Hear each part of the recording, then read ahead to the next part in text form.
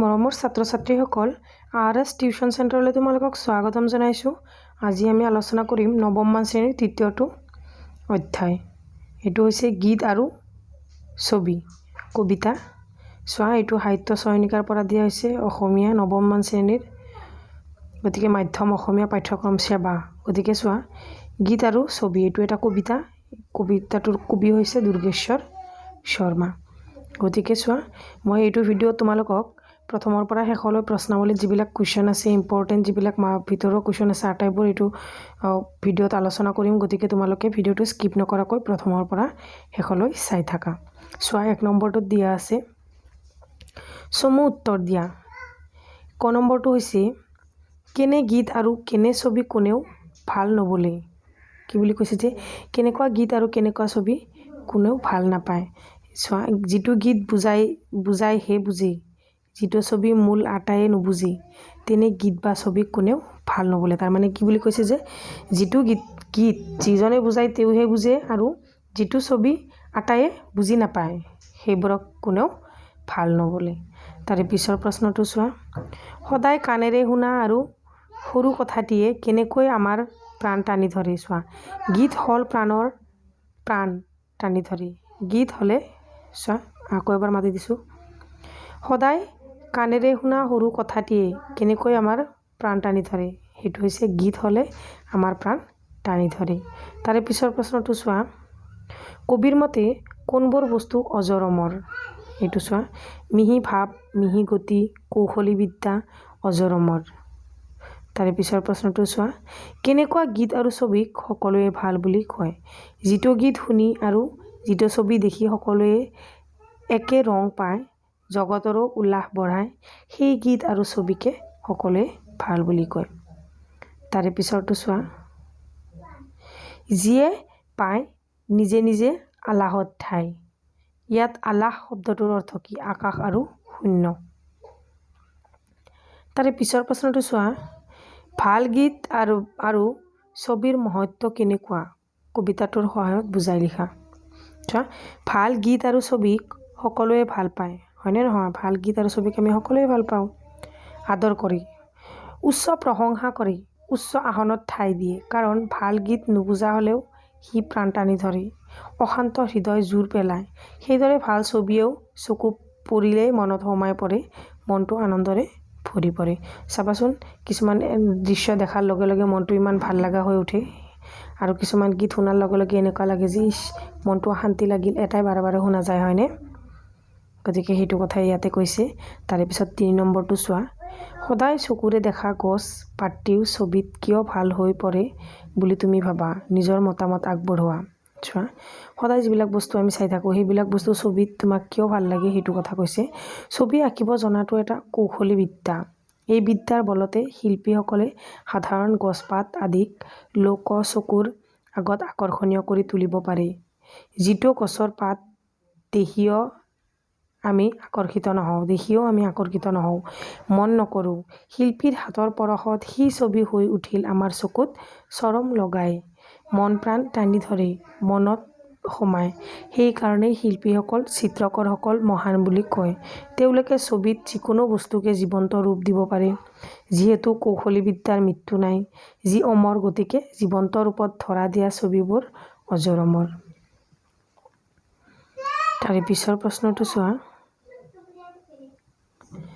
কেনেকুৱা গীত বা ছবিক কোনেও ভাল নবলে আৰু কোনবোৰ গীত আৰু ছবিক সকলোৱে ভাল বুলি আদৰি লয়, আলাহত ঠাই দিয়ে আৰু নিজৰ ভাষাৰে বৰ্ণনা কৰা।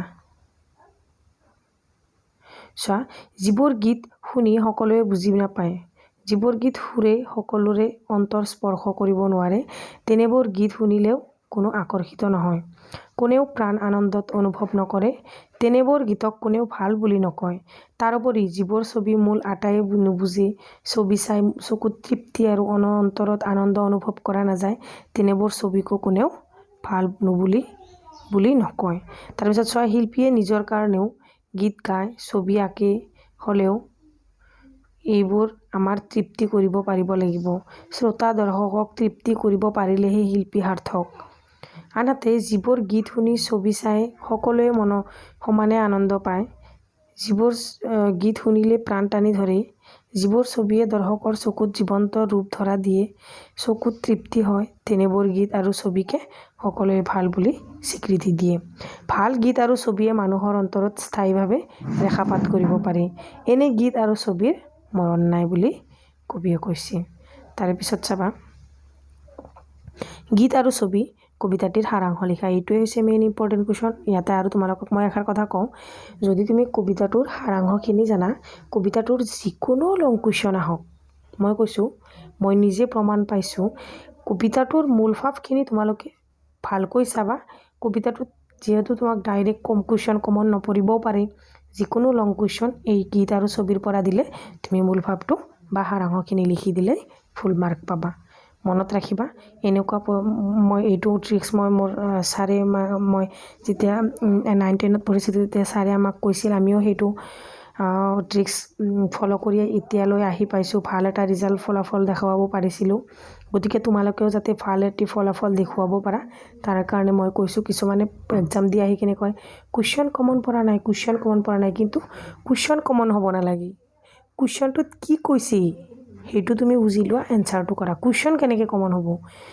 তাৰমানে একেটা বস্তুৰে বহুত ধৰণে তুমি সুধিব পাৰা, সেইটোৱে কথা। গতিকে কবিতাসমূহত কি যিখিনি সাৰাংশ সেইখিনি চালে যিকোনো কুৱেশ্যন হওক তুমি এনচাৰ কৰিব পাৰিবা। গতিকে এইটো কুৱেশ্যন তুমি একদম মনোযোগ সহকাৰে ভালদৰে পঢ়িবা আৰু মনত ৰাখিবা। চোৱা, যিটো গীত শুনিলে বুজাই সেই বুজি, সকলোৱে নুবুজি, সেইটো গীত কোনেও ভাল বুলি নকয়। আন যিটো ছবিৰ মূল আটাইয়ে বুজি নাপায়, তেনে ছবিকো কোনেও ভাল নেদেখে। কি বুলি কৈছে যে, যিটো গীত কোনেও বুজি নাপায়, বুজাই সেই বুজি, সেইটো সেনেকুৱা গীত কোনেও ভাল নোবোলে। আকৌ যিবোৰ ছবিৰ মূল আটাইয়ে বুজি নাপায়, তেনেবোৰ ছবিকো কোনেও ভাল নেদেখে। চোৱা, তাৰপিছত যিটো ছবি দেখি যিটো গীত শুনি সকলোৱে আনন্দ পায়, তেনেবোৰ গীত আৰু ছবিক সকলোৱে আদৰি লয়, উচ্চ প্ৰশংসা কৰে, উচ্চ স্থানত স্থান দিয়ে। কাৰণ ভাল গীত নুবুজা হ'লেও তাৰ সুৰে হৃদয় জগাই তোলে। ছবিৰ বিষয়ে একো নাজানিলেও ভাল ছবি চকুত পৰিলেই মনত সোমাই পৰে। সদায় দেখি থকা গছ পাতটি ছবিৰ মনোৰম জীৱন্ত হৈ পৰে, আৰু সদায় শুনি থকা কথাটিও গীত হ'লে প্ৰাণ টানি ধৰে। ভাল গীত আৰু ভাল ছবিত মিহি ভাৱ, মিহি গতি আৰু কৌশলী বিদ্যা নিহিত হৈ থাকে। এইসমূহৰ মৃত্যু নাই, ইহঁত অজৰ অমৰ। ভাল গীত য'তেই গোৱা হয়, তাত ভাল ছবি য'তেই প্ৰদৰ্শন কৰা হয়, তাতেই প্ৰশংসিত হয়। সেয়া প্ৰশংসাৰ ঠাই আৰু পৰিৱেশ অনুসৰি কম বা বেছি হ'ব পাৰে। তাৰে পিছত ব্যাখ্যাকেইটা চোৱা, 6 নম্বৰত ব্যাখ্যা দিছে। সদায় একেটা কথা মই কৈছোঁ যে তোমালোকক যে মূল ভাৱখিনি চালে যিকোনো কুৱেশ্যন এনচাৰ, ব্যাখ্যা হওক লং কুৱেশ্যন হওক তোমালোকে পাৰিবা। এইটোত চোৱা, একেটা কথাই কৈছে, সদায় দেখা গছ পাতটিও ছবিটিত ভাল হৈ পৰে, আৰু সদায় কাণেৰে শুনা সৰু কথাটিও গীত হ'লে প্ৰাণ টানি ধৰে। গতিকে ইয়াত কি কৈছে চোৱা, ইয়াতে ক'ৰ পৰা দিছে এইখিনি ব্যাখ্যাখিনিতো অলপতে প্ৰথমতে সেইখিনি পৰিচয়খিনি দি যিখিনি মূল ভাৱত আছে সেইখিনি লিখি দিলেই তুমি ফুল মাৰ্ক পাবা, 100%। চোৱা, উপৰোক্ত কবিতাফাকি কবি দুৰ্গেশ্বৰ শৰ্মাদেৱৰ দ্বাৰা ৰচিত গীত আৰু ছবি কবিতাটিৰ অন্তৰ্গত। কবিয়ে গীত আৰু ছবিৰ মহত্ব বুজাবলৈ যাওঁতে এনেদৰে কথাটি উল্লেখ কৰিছে। শিল্পীয়ে তেওঁৰ কৌশলী বিদ্যাৰ জৰিয়তে যিকোনো বস্তুকে জীৱন্ত ৰূপ দি অতি আকৰ্ষণীয় কৰি তুলিব পাৰে। চোৱা, সদায় দেখি থকা অথচ অকণো আকৰ্ষিত নোহোৱা পাতটিও শিল্পীয়ে আমাৰ চকুত লগাকৈ মন সোমাই যাব পৰাকৈ ছবি আঁকিব পাৰে। সাধাৰণ বস্তু এটাও ছবি হ'লে আকৰ্ষণীয় হৈ পৰে। সেইদৰে গীত সন্মোহনী সুৰেও প্ৰাণৰ আনন্দ জোৱাৰ তোলে। সদায় শুনি থকা কথাও আমি বিশেষ ৰস নাপালেও যেতিয়া সেই কথাখিনি আমি গায়ক গায়িকাৰ সুৰত গীত হিচাপে গায়, তেতিয়া সিয়ে আমাৰ প্ৰাণ টানি ধৰে, অন্তৰ জগাই তোলে, অন্তৰত অফুৰন্ত আনন্দ পোৱা যায়। তাৰে পিছৰ ব্যাখ্যাটো চোৱা, মিহি ভাৱ, মিহি গতি, কৌশলী বিদ্যা, নাই মৃত্যু অজৰ অমৰ। য'তে পৰে ততে গজে বিভিন্ন আকাৰ, ঠাই বুজি দীঘল আৰু ডাঙৰ। চোৱা, উপৰোক্ত কবিতাফাকি কবি দুৰ্গেশ্বৰ শৰ্মাদেৱৰ দ্বাৰা ৰচিত গীত আৰু ছবি কবিতাটিৰ পৰা অন্তৰ্গত। ভাল গীত আৰু ভাল ছবিৰ আদৰ আৰু স্থায়িত্ব সম্পৰ্কে ক'বলৈ গৈ কবিয়ে কবিতাটিৰ সামৰি মাৰিছে। যিটো গীত বা ছবি ভাল বুলি সকলোৱে প্ৰশংসা কৰে, আদৰ কৰে, সেই গীত আৰু ছবি এটা মিহি ভাৱ, মিহি গতি আৰু কৌশলী বিদ্যা নিহিত হৈ থাকে, যিয়ে ব্যক্তি তথা স্থান নিৰ্বিশেষে সকলোকে মোহিত কৰে। এনে গীত আৰু ছবি কেতিয়াও মৃত্যু নহয়, যিবোৰ অজৰমৰ হৈ মানুহৰ মন আৰু বুকুত চিৰস্থায়ী হৈ ৰৈ যায়। তেনে গীত আৰু ছবিয়ে সকলো ঠাইতে, সকলো সমাজতে আদৰ পাই প্ৰশংসিত হয়। ঠাই আৰু সমাজ অনুসাৰে হয়তো সেই আদৰ আৰু প্ৰশংসা কম বেছি হ'ব পাৰে। গতিকে তাৰে পিছৰ ব্যাখ্যাটো চোৱা, ব্যাখ্যা শেষ। তুমি সমাৰ্থক শব্দখিনি চোৱা। সমাৰ্থক শব্দ তোমালোকৰ এইবাৰ পৰীক্ষাত আহিব। চোৱা, এনুৱেলিত আহিব, হাফ ইয়াৰলিত আহিব। জগত, উল্লাস, চকু, সৰু, ভাল আৰু কাণ। চোৱা, জগত মানে হৈছে বিশ্ব, উল্লাস মানে হৈছে আনন্দ, চকু মানে হৈছে চক্ষু, আখ, নয়ন। তাৰপিছত সৰু মানে হৈছে ক্ষুদ্ৰ, ভাল মানে হৈছে শুভ, কাণ মানে হৈছে কৰ্ণ। তাৰে পিছৰ প্ৰশ্নটো চোৱা, বাক্য ৰচনা কৰা। বাক্য ৰচনা এবাৰ আহিব তোমালোকৰ হাফ ইয়াৰলিত। কৌশল বিদ্যা শিল্পকলাৰ এটা বিশেষ শিল্পকলা এটা কৌশল বিদ্যা। অজৰমৰ, ভাল কামৰ মৰণ নাই, অজৰমৰ হৈ থাকে। আলাহত ঠাই, তোমালোকে যদি এইখিনি লিখি বেলেগ লিখিব পাৰা তথাপিও কথা নাই, বাক্য ৰচনা যেনে কি নহওক লিখিলেই হ'ল। আলাহত ঠাই, সুকুমাৰ আলাহত ঠাই পাব পাৰি। ডাঙৰ দীঘল, পিতৃ মাতৃৰ মৰম চেনেহৰ মাজত সন্তান ডাঙৰ দীঘল হয়। তাৰে পিছত চোৱা, বিপৰীতাৰ্থক শব্দ লিখা। ইয়াৰ পৰাও এটা পৰীক্ষাত আহিব। চোৱা, মিহি, প্ৰাণ, মৃত্যু, মূল আৰু ক্ষুদ্ৰ। ইয়াতে বিপৰীতাৰ্থক শব্দ হৈছে, মিহি মানে হৈছে খহটা, প্ৰাণ মানে হৈছে অপ্ৰাণ, মৃত্যু মানে জীৱিত, মূল মানে অমূল বা আগ, ক্ষুদ্ৰ মানে হৈছে ডাঙৰ। ক্ষুদ্ৰৰ বিপৰীতাৰ্থক শব্দ তাৰমানে। চোৱা, গীত আৰু ছবি কবিতাটিৰ প্ৰশ্ন। এইটো অতিৰিক্ত কেইটামান প্ৰশ্ন চোৱা। কবি দুৰ্গেশ্বৰ শৰ্মাৰ ক'ত জন্ম হৈছিল? কেতিয়া জন্ম হৈছিল? 1882 চনত যোৰহাটৰ পটীয়া গাঁৱত তেখেতৰ জন্ম হৈছিল। তাৰে পিছৰ প্ৰশ্নটো চোৱা, কবি দুৰ্গেশ্বৰ শৰ্মাৰ এখনি নাটকৰ নাম লিখা। ইম্পৰ্টেণ্ট কুৱেশ্যন ইছ্যু, পাৰ্থ পৰাজয়। দুৰ্গেশ্বৰ শৰ্মাৰ এখনি কবিতা পুথিৰ নামটো হৈছে অঞ্জলি।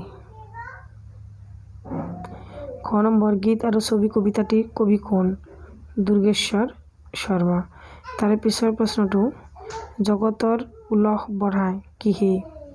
এইটো হৈছে ভাল ছবিয়ে। কি গীতে হৃদয় জগাব বুলি কবিয়ে কৈছে? ভাল গীতে জগত জগাব বুলি কবিয়ে কৈছে। কিহে নিজে নিজে আলাহত ঠাই পায় বুলি কৈছে? ভাল গীত আৰু ভাল ছবিয়ে। এইবিলাক কমন কুৱেশ্যন, ধুনীয়া কুৱেশ্যন। চোৱা, তাৰপিছত কাৰ মৃত্যু নাই, অজৰমৰ বুলি কৈছে? মিহি ভাৱ, মিহি গীত, গতি আৰু কৌশল বিদ্যাৰ অজৰমৰ, ইহঁতৰ মৃত্যু নাই। তাৰপিছত আৰু এটা ইম্পৰ্টেণ্ট কুৱেশ্যন, কেনেকুৱা গীত আৰু ছবিক সকলোৱে ভাল বুলি কয়? যিটো শুনি আৰু যিটো ছবি দেখি সকলোৱে একে ৰং পায়, জগতৰ উলহ বঢ়ায়, সেই গীত আৰু ছবিকে সকলোৱে ভাল পায়। গীত আৰু ছবি কবিতাটোৰ সাৰাংশ লিখা। এইটো আগতে চালোঁ আমি। গতিকে এইখিনিয়ে আছিল আজি আমাৰ প্ৰশ্নখিনি। তোমালোকে স্কিপ নকৰাকৈ ভিডিঅ'টো প্ৰথমৰ পৰা শেষলৈ চাবা আৰু ভিডিঅ'টো যিমান পাৰা শ্বেয়াৰ কৰিবা, চেনেলটো ছাবস্ক্ৰাইব কৰিবা। Thank you for ৱাটছ।